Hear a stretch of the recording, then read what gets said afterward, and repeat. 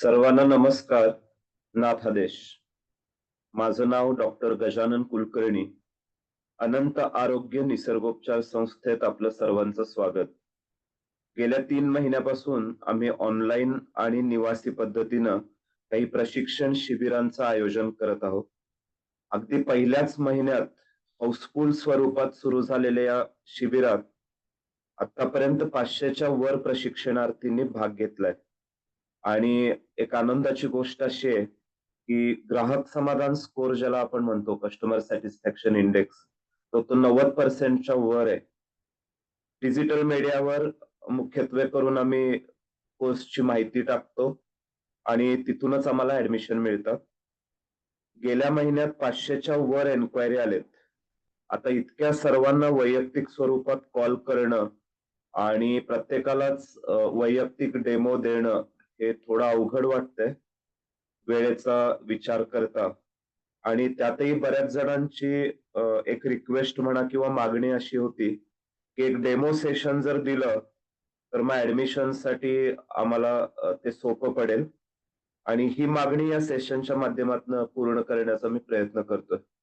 आणि मी मी त्या मागणीचा आदर करतो, कारण तुम्हाला वैयक्तिकपणे आपल्याला हे ट्रेनिंग कोण देतंय? तो माणूस जर लाईव्ह असेल, तर एक कॉन्फिडन्स लेव्हल आपला बिल्ड होतो आणि विषयाची मांडणी कशी केली जाते आणि ती मांडणी आपल्याला समजते किंवा नाही, याचं सुद्धा एक आकलन अशा प्रकारच्या डेमो सेशन्स मधून होतंय.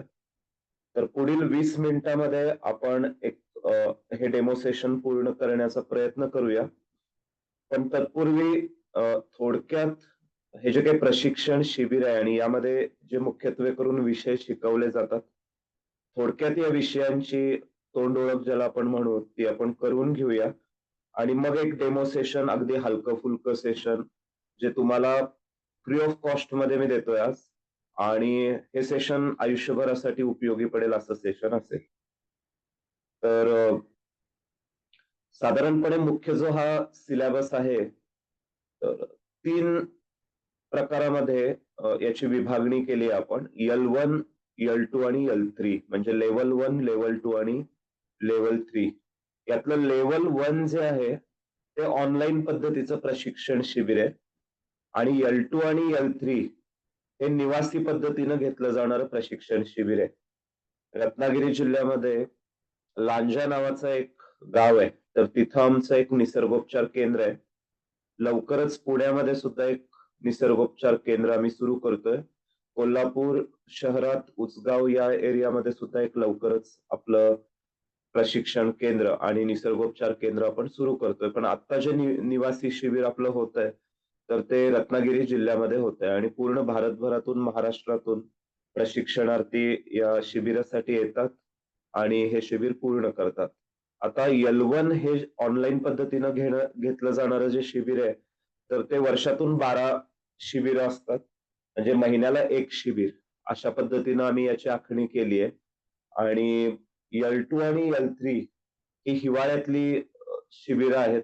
साधारणपणे ऑक्टोबर-नोव्हेंबरच्या दरम्यान एक शिबिर घेतलं जातंय आणि डिसेंबर-जानेवारीच्या दरम्यान एक शिबिर घेतलं जातंय. तर अशा प्रकारे L1, L2 आणि L3च्या माध्यमातनं फक्त भारतातीलच नाही, तर जपान, चीन आणि मिस्र म्हणजे युरोप, या ठिकाणं सुद्धा जे काही निसर्गोपचाराचं ज्ञान तिथं आहे, तर ते सगळं आपण एकत्रित करून हा सिलेबस तयार केलाय. आणि जर तुम्ही या सिलेबसचं कंपॅरिझन इतर जे सिलेबस आता सध्या आपल्या देशामध्ये शिकवले जातात किंवा अवेलेबल आहेत, याचं जर कंपॅरिझन केलं तर तुम्हाला असं जाणवेल, की हा ऑल टुगेदर थोडा डिफरंट सिलेबस आहे आणि खूप डिटेलमध्ये आणि आपल्याला आयुष्यभर पुरेल इतका चांगला म्हणजे सिलेबस आपण हा तयार केलेला आहे. तर L1 मध्ये नॉर्मली आपण काय शिकवणार आहोत, तर 21 दिवसाचं फास्टिंग चॅलेंज आपण अगदी पहिल्याच दिवशी देतो. तर 21 दिवस 21 उपवास करायचे. आता आज आपण हे सेशन डेमो सेशन म्हणून घेणार आहे. त्यानंतर भावनिक आजारांवर बाक फ्लॉवर थेरपी ही एक उपचार पद्धती आहे. तर ती डिटेलमध्ये आपण या L1 शिबिरामध्ये घेतो. त्यानंतर अन्न आणि ज्याला फूड आणि न्यूट्रिएंट्स म्हणतो आपण, तर हा एक विषय आपण L1 मध्ये घेतो. त्यानंतर आपल्या ब्रेनचं प्रोग्रामिंग कसं होतंय आणि हे ब्रेनचं प्रोग्रामिंग बदलण्यासाठी मग काय काय पद्धती सांगितलेल्या आहेत मानसिक आणि भावनिक या अनुषंगानं. तर या एक विषयाचा थोडा सखोल अभ्यास आपण या सेशन मध्ये करतो. काश्य थाळी या विषयाचं इंट्रोडक्शन देतोय आपण इथं. मॅनिफेस्टेशन एक प्रकारचा संकल्प, विश्वास आणि कृती या शब्दांवर आधारलेला एक विषय आहे. तर मॅनिफेस्टेशन आणि अफर्मेशन हे विषय आपण इथं अगदी डिटेलमध्ये घेतोय. त्यानंतर पहिल्या दिवशी आपण नॉर्मली नॅचरोपॅथी बेसिक्स आज ज्याबद्दल आपण बोलायचंय थोडक्यात. तर नॅचरोपॅथी बेसिक्स बद्दल मी सांगतो. त्याच्यानंतर मग नॅचरोपॅथिस्टच्या ज्या थेरपीज आहेत, जसं आपण ऐकिवात असेल आपल्या ice therapy, mud therapy, bath therapy, colour therapies. तर या सगळ्या थेरपीज आपण इथे शिकवतो. याचे व्हिडिओज देतो प्रॅक्टिससाठी. नॅचरोपॅथी ट्रीटमेंट्स कशा करायच्या, 2 बुक्स आम्ही तुम्हाला इथे फ्री ऑफ कॉस्ट देतो. आणि हे सगळं जे सेशन आहे 8 दिवस, जे मी लाईव्ह येतो तुमच्या समोर संध्याकाळी 7:30 ते 9:30, तर हे सगळे लाईव्ह सेशन्स तुम्हाला लाईफ टाईम याचा ऍक्सेस आहे. मराठीमध्ये आहेत सगळ्या नोट्स, हिंदीमध्ये आहेत. कम्युनिकेशनची जी लँग्वेज आहे आपली ती हिंदी आणि मराठी आहे. आणि मध्ये मध्ये मग आपण इंग्लिशही वापरतो. पंचगव्य चिकित्सा आयुर्वेदामधून घेतलेली ही एक उपचार पद्धती आपण निसर्गोपचाराचा भाग म्हणून शिकवतो. त्यानंतर लैंगिक समस्या समाधान खूप महत्वाचा विषय. तर निसर्गोपचाराच्या माध्यमातून लैंगिक समस्यांवर मात कशी करायची किंवा या उपचार पद्धतीतून ते आरोग्य कसं मिळवायचं या संदर्भात हा विषय आहे. आणि झेन मेडिटेशन भगवान गौतम बुद्धांनी जे जगाला दिलेलं एक ज्ञान आहे, तर ते मेडिटेशनच्या माध्यमातून आपण तो विषय समजून घेतो. आता झेन मेडिटेशनचं बेसिक आपण L1 मध्ये घेतो आणि L2 मध्ये याचं डिटेल घेतो. तर हा आपला L1 चा सिलेबस आहे. तर L2 मध्ये आपण काय शिकवतो, जे निवासी पद्धतीचं शिबिर आहे. तर ऑरिक्युलर थेरपी ज्याला कर्णचिकित्सा म्हणतो आपण, हिप्नोसिस, मॅग्नेट थेरपी, मुद्राशास्त्र. मुद्राशास्त्र थोड्याफार प्रमाणात एक अगदी बेसिक आढावा ज्याला आपण म्हणतो, तर तो L1 मध्येही आपण घेतो. त्यानंतर म्युझिक थेरपी शिकवतो, नाडी परीक्षण, ozone therapy, pilates therapy, reflexology, reiki, shiatsu आणि योगा. हे विषय आपण निवासी शिबिरामध्ये L2 ला घेतो. आणि L3 मध्ये त्याही पुढे जाऊन L2 चं बेसिक जे आहे L3 मध्ये त्याचं डिटेलिंग होतं. आणि अजूनही काही जे विषय चीन, जपान आणि मिस्र देशांमध्ये शिकवले जातात, तर त्या सगळ्या गोष्टी आपण L3 मध्ये घेतलेत. Normally bio energetics, biodecodification, qigong, chiropractic therapy, gestalt therapy, herbal therapy, hydrotherapy, massage therapy, ओशोचं एक तत्वज्ञान आपण इथं शिकतो. स्वतःमध्ये झोकून देणे आणि स्वतःमधला स्व शोधणे या अनुषंगानं ओशोचं तत्वज्ञान घेतलं जातं. ओस्टिओपॅथी आणि रोल्फिंग, तर हे सगळे विषय आपण L3 मध्ये घेतो. तर आज डेमो सेशनच्या माध्यमातून तुमच्याशी मला जो संवाद साधायचा आहे, तर थोडक्यात आपण निसर्गोपचार म्हणजे काय समजून घेण्याचा प्रयत्न करूया पुढच्या 10-15 मिनिटांमध्ये. आणि उपवास हा महत्वाचा विषय अभ्यासाला घ्यायचा आहे. साबुदाणा उपवासाची मिसळ, चिप्स आणि इतरही जे जे काही इनोव्हेशन झालेलं आहे उपवासाच्या नावाखाली, या सगळ्या गोष्टी बरोबर की चूक याच्यावर जास्त न बोलता संस्कृतीमध्ये उपवासाचं जे महत्व सांगितलंय किंवा उपवासाचे जे प्रकार सांगितलेत, त्या अनुषंगानं आपण उपवास हा एक विषय आजच्या डेमो सेशन मध्ये समजून घेण्याचा प्रयत्न करूया.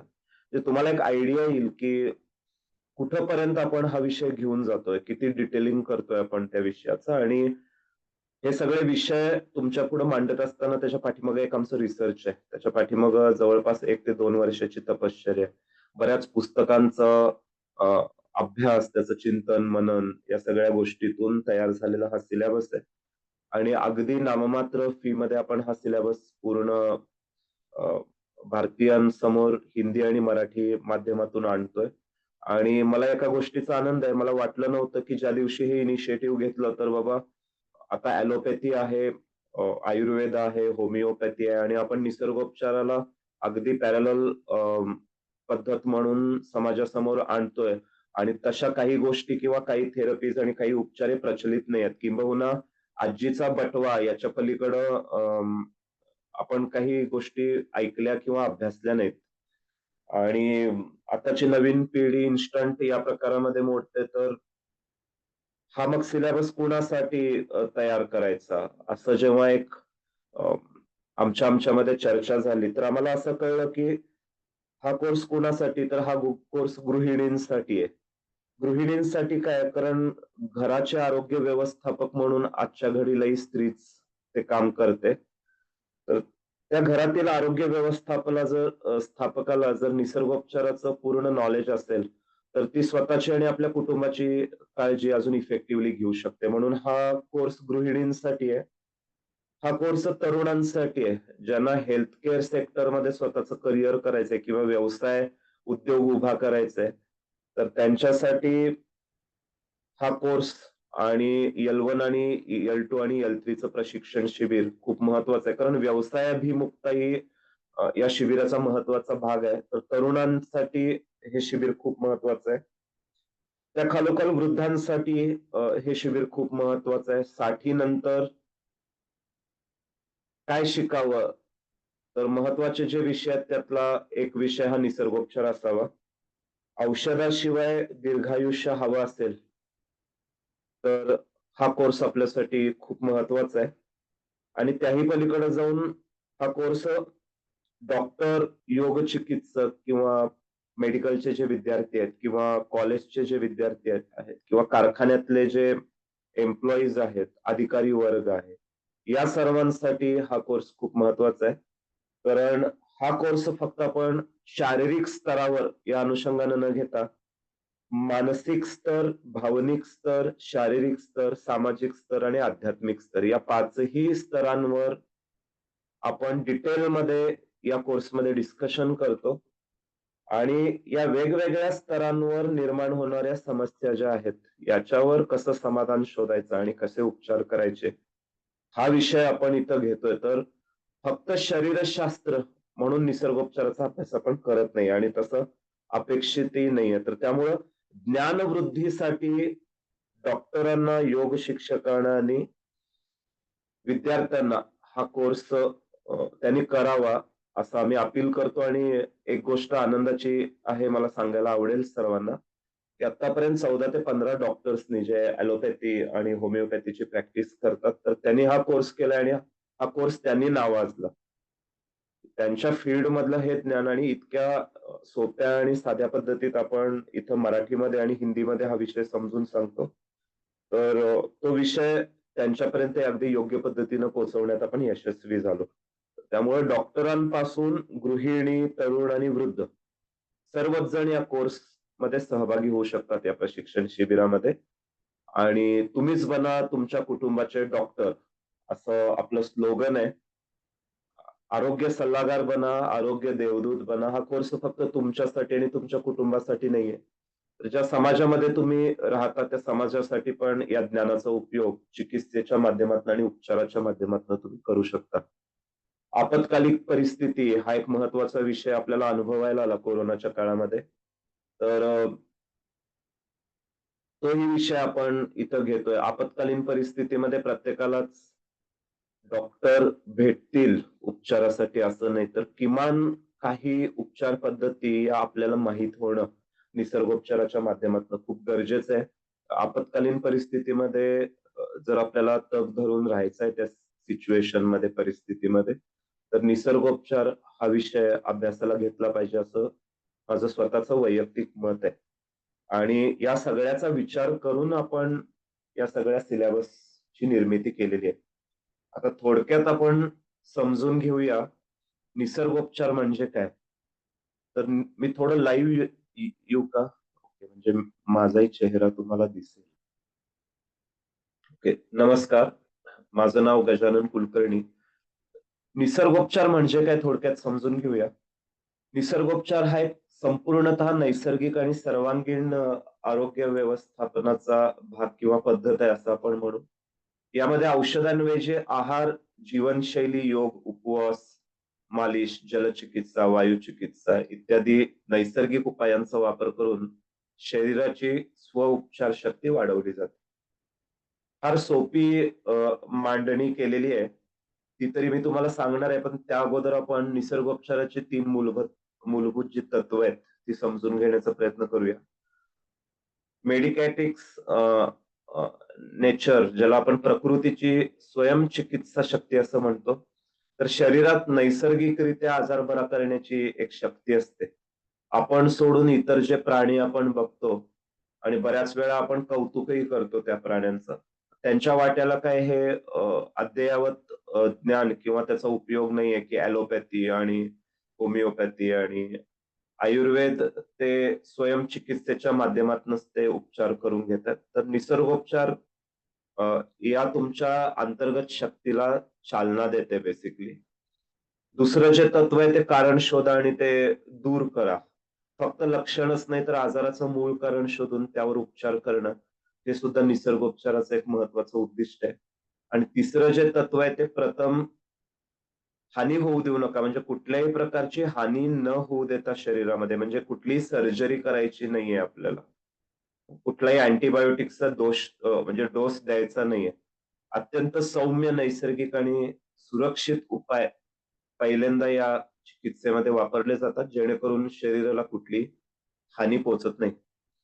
आता निसर्गोपचार शास्त्राचं एक मूळ तत्व जे आहे, थोडक्यात तुमच्याशी मी स्क्रीन शेअर करतो आणि मग आपण बोलूया.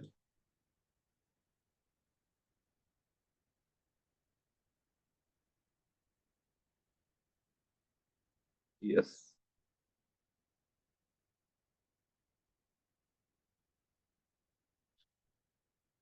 निसर्गोपचार शास्त्राचं एक मुख्य तत्व असं आहे, की शरीरात विषारी पदार्थ आणि वेस्ट म्हणजे ज्याला अपशिष्ट असं म्हणतो मराठीमध्ये आपण.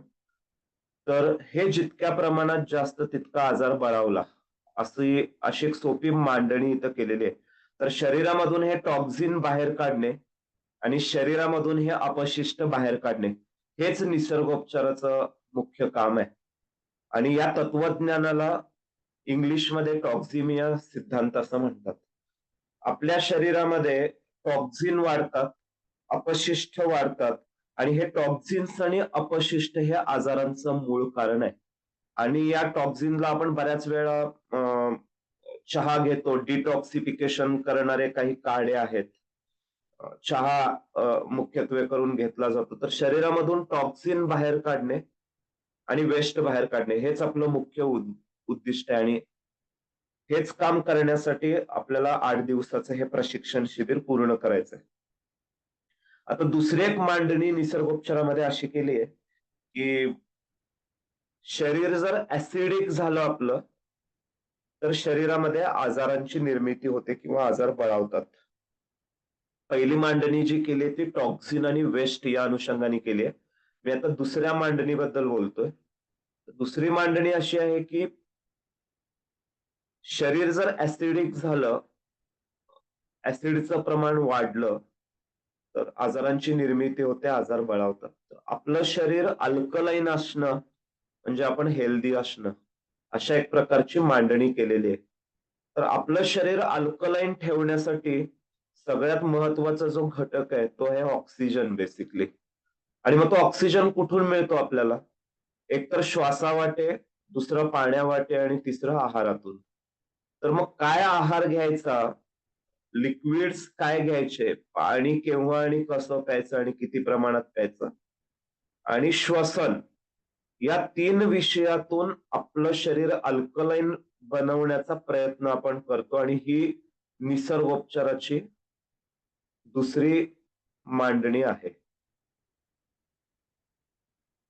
शाश्वत चिकित्सा आणि कुठल्याही प्रकारची हानी न होऊ देता नैसर्गिक पद्धतीनं निसर्गामध्ये असलेल्या संसाधनांचा उपयोग करून दीर्घायुष्याची प्राप्ती करून घेणं, अशी एक मांडणी निसर्गोपचारामध्ये आपल्याला केलेली दिसते. तर वेगवेगळ्या पद्धतीनं आपल्याला निसर्गोपचार हा विषय समजून घ्यायचा आहे.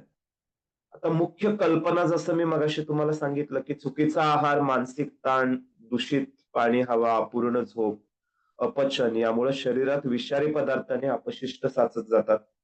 ही विषारी द्रव्ये रक्त, लसिका, आतडं, त्वचा आणि पेशीमध्ये जमा होतात आणि शरीरातली रोगप्रतिकारक शक्ती कमी होते. पचन संस्थेच्या माध्यमातून हा विषय खूप डिटेलमध्ये आपण L1 मध्ये समजून घेतो. अगदी प्रत्येक अवयवाची इत्थंभूत माहिती आणि प्रत्येक अवयवाचं कार्य आणि कशा पद्धतीनं आपल्याला तिथं निसर्गोपचार म्हणून काम करायचंय, हा विषय आपण L1 मध्ये घेतो. तर रोग म्हणजे काय? तर शरीराची स्वच्छतेची प्रक्रिया अशी एक मांडणी केली आहे. ताप, उलटी, जुलाब, फोड, घाम येणं ही सगळी लक्षणं नसून शरीरानं केलेली विषारी पदार्थ टाकण्याचा तो एक प्रयत्न आहे. आणि निसर्गोपचारामध्ये आपण असं म्हणतो, की या लक्षणं ही जी लक्षणं आहेत, या लक्षणांना दडपण्यापेक्षा त्याला मदत करणारी नैसर्गिक प्रक्रिया जर निर्माण केली, तर टॉक्सिन लवकरात लवकर शरीरातून बाहेर जातात. आणि टॉक्सिनचं एलिमिनेशन होणं म्हणजेच आरोग्य. असा एक सोपा फॉर्म्युला इथं दिलाय. तर पंचनिर्मलन मार्ग कुठले कुठले आहेत? तर फुफ्फुस श्वासाद्वारे, मलाद्वारे आतडं, मूत्रपिंड मूत्राद्वारे, त्वचा घामाद्वारे, रक्त लसिका प्रणाली, रोगप्रतिकारक प्रतिक्रियेद्वारे हे सगळे मार्ग स्वच्छ ठेवणे आणि यातून ते विषारी पदार्थांचा निचरा करणे हा महत्वाचा आपला उद्देश आहे. आता उपचाराची दिशा जेव्हा आपण ठरवतो, तर महत्वाचे जे उपाय आहेत ते आहेत एकतर फलाहार, कच्चा आहार, उपवास ज्याबद्दल आज आपल्याला थोडं डिटेल डिस्कशन करायचं आहे आणि खूप मजेशीर टॉपिक आहे तो. त्यानंतर जलचिकित्सा आहे, मृत्तिका उपचार आहेत, एनिमा आहे, योग, प्राणायाम, विश्रांती आणि जवळपास 30 ते 35 थेरपीज आपण पूर्ण L1, L2 आणि L3 मध्ये शिकणार आहोत. निसर्गोपचाराची 10 गुपितं सांगतो आणि बेसिक हा जो विषय आहे तो आपण इथे थांबवूया. आणि आज मी तुम्हाला थोडं उपवासाबद्दल काहीतरी सांगण्याचा प्रयत्न करणार आहे. तर पहिलं जे गुपित आहे, शरीर स्वतःला बरं करतं आणि ती शक्ती शरीरामध्ये आहे. निसर्ग सर्वोत्तम वैद्य आहे, असं बऱ्याच ठिकाणी आपण वाचतो आणि आपल्या ऐकिवात आहे. निसर्गोपचार असं मानतो, की आपल्या शरीरात जन्मतः स्वतःला बरे होण्याची एक क्षमता असते. योग्य आहार, विश्रांती, नैसर्गिक उपचार, सकारात्मक सवयी यानं ही शक्ती जागृत होते आणि वृद्धिंगत होते. तर हे पहिलं गुपित आहे. दुसरं गुपित आहे, आजार म्हणजे शरीराचा इशारा आहे, तो शत्रू नाहीये. शरीर जेव्हा असंतुलित होतं, तेव्हा काही लक्षणं दिसतात. आता निसर्गोपचारामध्ये ही लक्षणं दाबायची नाहीयेत. त्या पाठीमागचं मूळ कारण शोधायचं आहे. आणि ती विषारी द्रव्य कशी बाहेर पडतील, त्याचा निचरा कसा होईल, पंचनिर्मलनातून ही विषारी द्रव्य बाहेर कशी जातील याच्यावर आपण काम करतो. मानसिक तणाव, चुकीची जीवनशैली दूर करण्यासाठी मानसिक आणि भावनिक स्तरावर काही ज्या उपचार पद्धती सांगितल्यात, जसं मी मगाशी म्हणालो बाक फ्लॉवर थेरपी आहे, झेन मेडिटेशन आहे. तर याही सगळ्या गोष्टींचा अभ्यास आपण इथं करतो. तिसरं जे गुपित आहे ते आपले खाद्यपदार्थच आपले औषध आहेत. फक्त आपण काय खायचं आणि काय नाही खायचं, केव्हा खायचं, कधी खायचं, कशाला सात्विक म्हणायचं आणि कशाला नाही म्हणायचं. हा सगळा विषय आपल्याला समजला, की मग तिसरं गुपित आपल्याला समजलं. आपलं जेवण हेच औषध आहे. आता बऱ्याच ठिकाणी क्लिनिक्समध्ये फक्त आहारामध्ये बदल करून आपण उपचार करतो. म्हणजे बरेच डॉक्टर आज तसे दिसतायत पुण्यामध्ये मला, की फक्त ते आहारामध्ये बदल करायला सांगतात आणि बऱ्यापैकी आरोग्याविषयीच्या समस्या दूर होतात.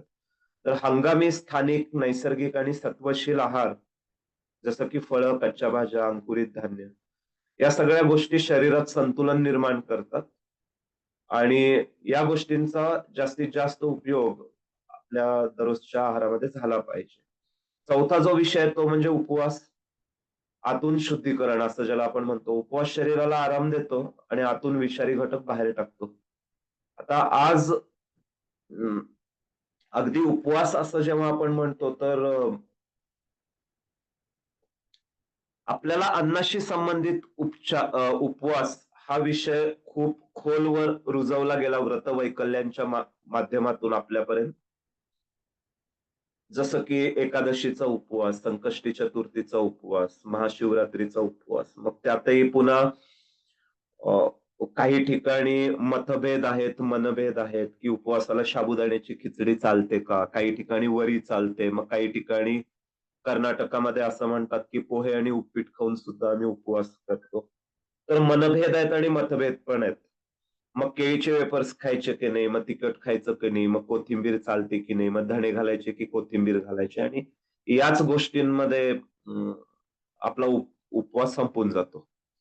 आणि शरीर ॲसिडिक बनतं. आपल्याला दुसऱ्या दिवशी कळतं, की प्रमाणापेक्षा जास्त साबुदाण्याची खिचडी खाल्ली गेली आहे, वेफर्स खाल्ले गेलेले आहेत. उपवासाची मिसळ मिळते आजकाल, ती खाल्ली गेलेली आहे आणि मग आपलं शरीर ॲसिडिक झालं आणि आपलं मुख्य जे काही तत्व होतं, की आपलं शरीर अल्कलाईन असलं पाहिजे, आरोग्यदायी शरीर ज्याला आपण म्हणतो, तर मग ते आपण उपवासाच्या माध्यमातून ॲसिडिक बनवलं. आणि अशा प्रकारच्या तक्रारी आमच्याकडे येतात, की उपवास केला की दुसऱ्या दिवशी शरीरामध्ये ॲसिडिटी झाली आणि मग मन आणि शरीर बेचैन झालं आणि मग काही वेळा आपण उपवास करायचे थांबवतो. तशा प्रकारचे उपवास सांगितलेत का संस्कृतीमध्ये? आपण साबुदाण्याची खिचडी खावी का? वेफर्स खावेत का? मिसळ खावेत का? मी खा किंवा नाही असं सांगणार नाही. कारण अर्थव्यवस्थेला आपण कशाला या शिबिरातून अ, थांबवायचंय. ठीक आहे. जर कोणी 2 प्लेट खिचडी खाताय, तर खायचं की नाही हे मी नाही सांगणार. फक्त काय योग्य आणि काय नाही योग्य आहे. काय सांगितलंय या सिलेबसमध्ये या सगळ्या गोष्टी फक्त आपण चर्चेला इथे घेणार आहे. अन्नाचा उपवास सोडून अजून 3 उपवास सांगितलेत आपल्या संस्कृतीमध्ये. जैन परंपरेमध्ये, बुद्ध परंपरेमध्ये, आपल्या सनातन वैदिक संस्कृतीमध्ये आपल्या पूर्वजांनी हे उपवास केलेले आहेत. त्याचं तंतोतंत पालन केलंय. आपण हे उपवास विसरलो, निसर्गापासून फारकत घेतली. नवीन युगाचे शिलेदार म्हणून आपण आपलं रिप्रेझेंटेशन केलं आणि पूर्वी 70-80 नंतर होणारे आजार आज 30 मध्ये होतायत. जीवनशैली हा विषय निसर्गोपचाराच्या माध्यमातून समजून घेऊन त्याचं पालन करणं, ही एक सर्वात मोठी निसर्गाने आपल्याकडून केलेली अपेक्षा आहे. त्या अपेक्षांची पूर्तता करत असताना उपवास हा विषय खूप महत्वाचा आहे. तर अन्न सोडून अजून 3 उपवास सांगितलेले आहेत. पहिला जो उपवास आहे तो आहे अन्नाचा, दुसरा आहे श्वासाचा, तिसरा आहे वाचेचा आणि चौथा आहे मैथुनाचा. आता अन्नाचा उपवास कसा करायचा, हे मी तुम्हाला थोडक्यात पुढच्या 5 मिनिटामध्ये सांगणार आहे. बाकीचे जे 3 विषय आहेत, श्वास, जितका दीर्घ श्वास, तितकं दीर्घायुष्य, असा एक फॉर्म्युला आहे. जे फास्ट श्वास घेतात, काही प्राणी आपण जर बघितले, जसं कुत्रं आहे. जितका फास्ट श्वास घ्याल, तितकं मरण लवकर. अशा प्रकारची एक मांडणी आपल्या पूर्वजांनी केलेली आपल्याला वाचनात येते आणि काही वेळा अनुभवायलाही मिळतं आपल्याला ते. तर दीर्घ श्वास हे दीर्घायुष्याचं एक महत्वाचं सूत्र आहे. तर हा श्वासाशी संबंधित उपवास आहे. तिसरा जो उपवास आहे तो वाचा. तोंड दिलंय म्हणून सतत बड, बड. जास्त बोललं म्हणजे जास्त काही कर्तृत्ववान आहे आपण किंवा काही कर्तृत्व केलं अशा प्रकारची मांडणी मनामध्ये तयार न करता जितकं कमीत कमी मौन हा विषय निसर्गोपचारामध्ये खूप महत्वाचा मानला गेलाय. तर मौन या अनुषंगानं वाचा हा शब्द इथं घेतलाय उपवास म्हणून. आणि चौथा महत्वाचा जो विषय आहे तो मैथून, की ती डिझायर आहे आणि ती शक्ती आहे म्हणून लगे रहो म्हणून कायम त्याच विषयामध्ये गर्क असणं आणि सेक्शुअल डिझायर मध्येच तारुण्याची सुरुवात करणं आणि तारुण्यामध्येच आयुष्य संपवणं, अ, अशा प्रकारचा वर्कआउट हा दीर्घायुष्यासाठी काही कामाचा नाही, अशी एक मांडणी इथं केलेली आहे. तर अन्न, श्वास, वाचा आणि मैथुन याचं अजून डिटेलिंग आपण L1 मध्ये करतो, की नक्की करायचं काय? अन्नाचा उपवास म्हणजे काय करायचं? श्वासाचा उपवास म्हणजे काय करायचं? वाचेचा उपवास म्हणजे मौन हा विषय कसा हाताळायचा? आणि मैथुन हा विषय आपण लैंगिक समस्या आणि समाधान हा विषय जेव्हा समजून घेणार आहे L1 मध्ये, तर तेव्हा मैथुन हा विषय तिथे आपण थोडा सखोल पद्धतीने अभ्यासाला घेणार आहे. तर मुख्य उद्देश आपला काय आहे? आपलं शरीर अल्कलाईन ठेवायचं आहे. आपल्या शरीरामध्ये टॉक्सिन्स नकोत. आपल्या शरीरामध्ये अपशिष्ट म्हणजे वेस्ट नको. आणि एक निरामय पद्धतीचं जीवन आपल्याला जगायचंय. तर आमच्या रिसर्चमधून आजची एकंदरीत परिस्थिती बघता आम्ही काही उपवासाच्या पद्धती शोधून काढल्या आणि आम्ही तरुणांना कारखान्यामध्ये जेव्हा अशा प्रकारचे सेशन्स घेतो किंवा ऑनलाईन पद्धतीनं सेशन्स घेतो, तर तेव्हा आम्ही एक चॅलेंज देतो अगदी पहिल्याच दिवशी सेशनच्या आणि आम्ही हे सांगण्याचा प्रयत्न करतो, की हे चॅलेंज स्वीकारा. आम्ही सांगतो ते 21 उपवास तुम्ही करा आणि त्याची अनुभूती आम्हाला सांगा.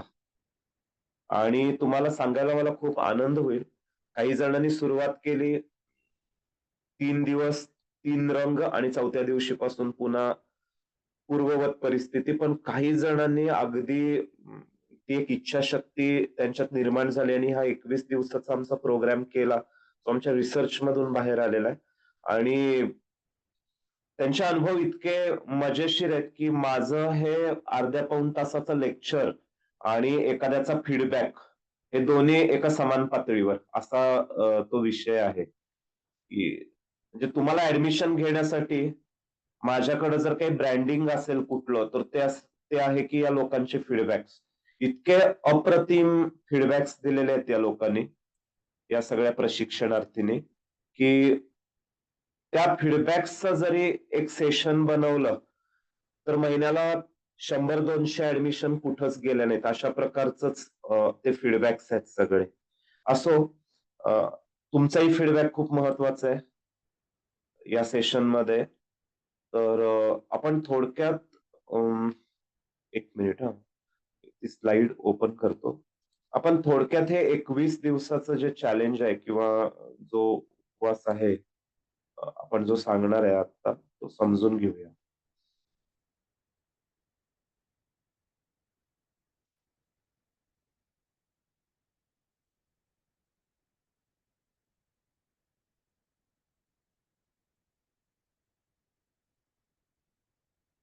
येस.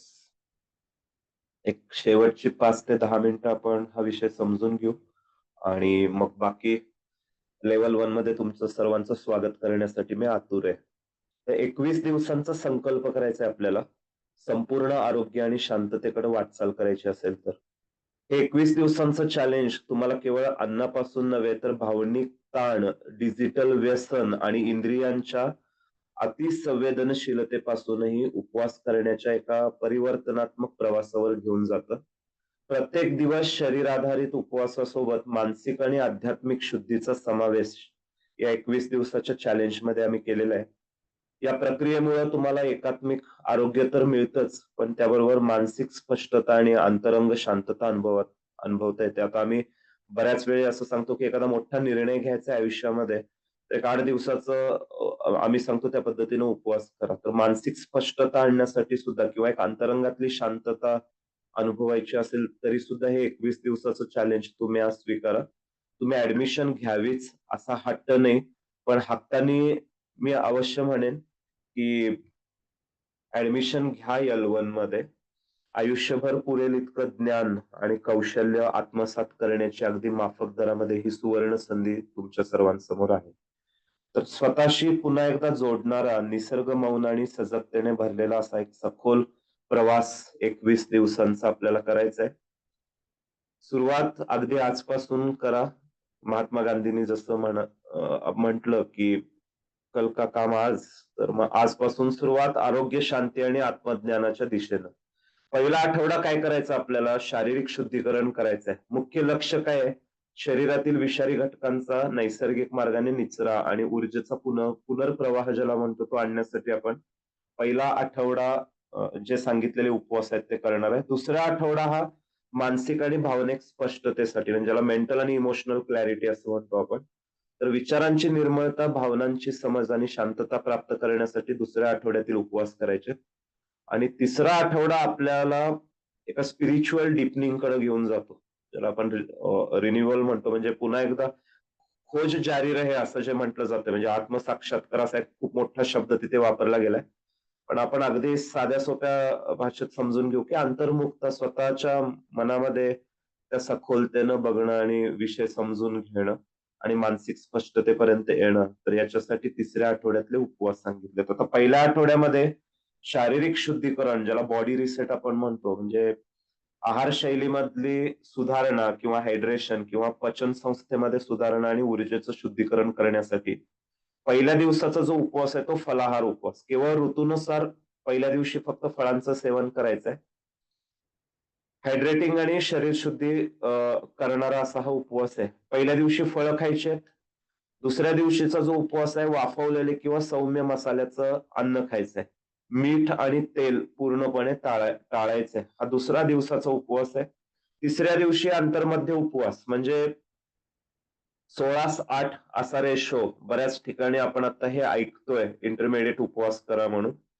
तर हलकं संध्याकाळचं जेवण करायचंय तिसऱ्या दिवशी. 16 तासाचा उपवास आणि 8 तासामध्ये खाऊन घ्यायचंय. चौथा दिवस आहे तो औषधी पाण्याचा. दिवसभर गरम औषधं जसं की जिरे, धणे, तुळस, अद्रक हे सगळ्या गोष्टी डिटेलमध्ये मी तुम्हाला सांगणार आहे सेशनमध्ये. आता अगदी समरी म्हणून हे सेशन मी तुम्हाला सांगतो जेणेकरून तुम्ही अगदी आजपासून जरी या सगळ्या गोष्टी सुरू केल्या, तरी त्याचा उपयोग तुम्हाला लगेचच होईल. हं. त्याच्यानंतर एकाहार दिवसभर केवळ एकच हलका आहार घ्यायचा म्हणजे खिचडी तर खिचडी खायचंय किंवा एखादं फळ तर एखादं फळच खायचंय. म्हणजे मोनो डाएट ज्याला आपण म्हणतो. तर 5व्या दिवशीचा हा उपवास आहे. 6व्या दिवशी कच्चा आहार उपवास करायचा आहे. फक्त कच्ची फळं, भाज्या, सुकामेवा, नैसर्गिक स्वरूपात मिळणाऱ्या ज्या गोष्टी आहेत, त्या सगळ्या 6व्या दिवशी खायच्यात आणि 7व्या दिवशी रस उपवास. म्हणजे भाजीपाला आणि फळांचा रस, ताज्या फळांचा रस, साखर विरहित हा विषय खूप महत्वाचा आहे. शुद्धी आणि ऊर्जेसाठी हा उपवास महत्वाचा आहे. तर हे 7 दिवसाचे 7 उपवास केले, की हे रिपीट करत जायचे आणि मग हळू काय करायचं, एक 15 दिवसांनी, 20 दिवसांनी फक्त आणि फक्त आपल्या दररोजच्या आहारामध्ये हलका आणि सात्विक आहार ठेवायचा आणि मग तिथून तुम्ही अनुभव घ्याल, की छूमंतर झालाय, जादू झाली आणि बऱ्याच समस्यांवर कुठलंच औषध न घेता तुम्हाला तिथं त्याचा फायदा झालाय. दैनंदिन मार्गदर्शन असं जेव्हा आपण म्हणतो, तेव्हा प्रत्येक दिवसाला सकाळी थोडं कोमट पाणी आणि लिंबू घ्यायचंय. रात्री 10 पर्यंत झोपणं खूप गरजेचं आहे. 10 नंतरचं डिजिटल व्यसन जे आहे, ते पूर्णपणे बंद करायचं. हलकी चाल, श्वसन साधना आणि 10 मिनिटाचं ध्यान. आता ते 10 मिनिटाचं ध्यान कसं करायचंय? जोरजोरात ओम म्हणत करायचंय, घरच्यांना त्रास देत म्हणायचंय, जोरजोरात श्वास घेत कमी करत म्हणायचंय किंवा दीर्घ श्वास घ्यायचाय, नाही घ्यायचाय, मनावर कंट्रोल आणायचाय, काय करायचंय हे सगळं मी तुम्हाला L1 मध्ये सांगेन. तर लाभ काय आहे त्याचे? एकतर पचनसंस्था सुधारण्यामध्ये इमिडिएटली या गोष्टी काम करतात. त्वचा उजळते, एक प्रकारचा ओझ निर्माण होतो. वजन नियंत्रणात यायला लागतं. ऊर्जेचा अनुभव तुम्ही घेता आणि ध्यानासाठी तुमचं शरीर तयार होतं. आता आठवडा 2 काय करायचंय आपल्याला? तर मानसिक आणि भावनिक स्पष्टतेसाठी मस्तिष्क आणि मज्जासंस्थेला शांत करणाऱ्या काही गोष्टी उपवास म्हणून करायच्या. तर विचारांमधील गोंधळ दूर होतो त्यामुळं आणि प्रतिक्रिया देण्याची सवय कमी होते. ते आपण म्हणतो रिएक्शन देऊ नका, रिस्पॉन्स द्या.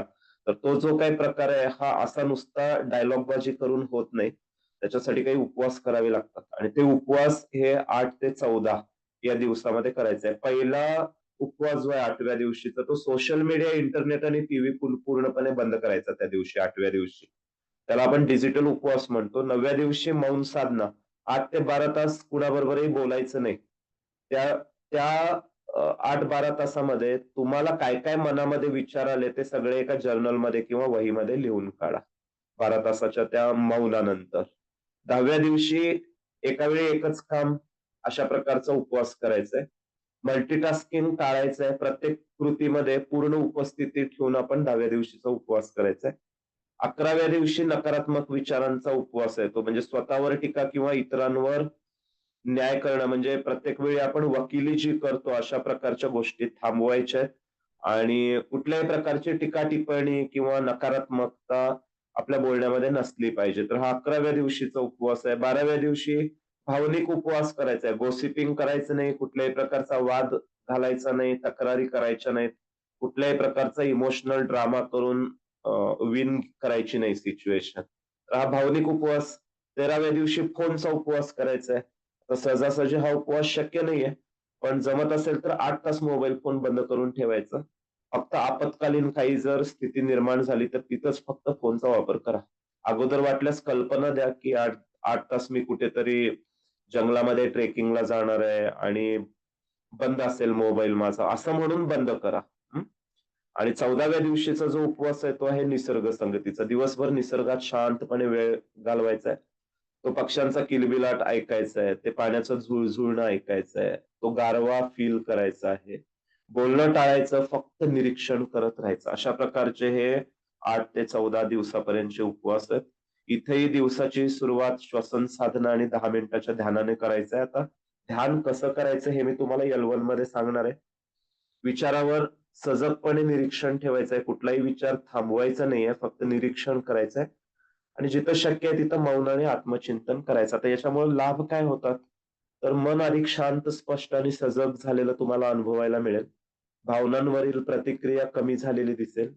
आंतरिक संवाद अधिक सकारात्मक बनलेले दिसतील आणि ध्यान सत्रामध्ये खोल जाण्याची जी प्रक्रिया आहे, ती अगदी सहजरित्या पार पडताना तुम्हाला दिसेल. जो झेन मेडिटेशनचा जो विषय आहे, तो विषय इथे येतो.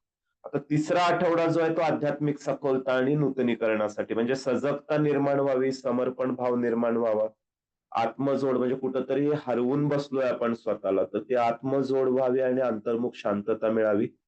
म्हणून हे पुढचे 15 ते 21 दिवसांचे उपवास सांगितले. त्यामध्ये ध्यानाचा उपवास सांगितलाय. कोणतंही बाह्य माध्यम न वापरता म्हणजे संगीत, पुस्तक या गोष्टी न वापरता फक्त ध्यान आणि जर्नलिंग करायचं आहे. 16व्या दिवशी कामशक्तीचा उपवास, संयमाचं पालन जसं मी मगाशी सांगितलं संस्कृतीने 4 उपवास सांगितले. त्यामध्ये महत्त्वाचा उपवास आहे तो आहे मैथुनाचा. पृथ्वीवरील इतर प्राणी आणि माणसामध्ये काही मूलभूत फरक आहे.